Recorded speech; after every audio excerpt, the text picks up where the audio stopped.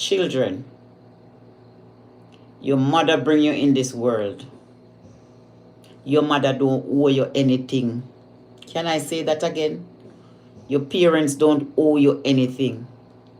Some of you want to take parents on guilty trip.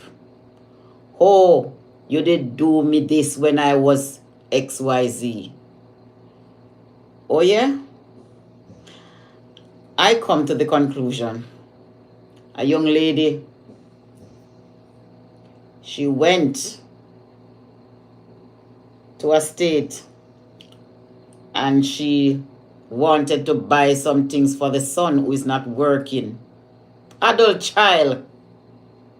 Because she wanted him to come to support her at a funeral in Jamaica.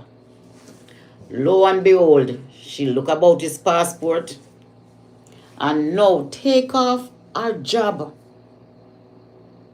Healthcare worker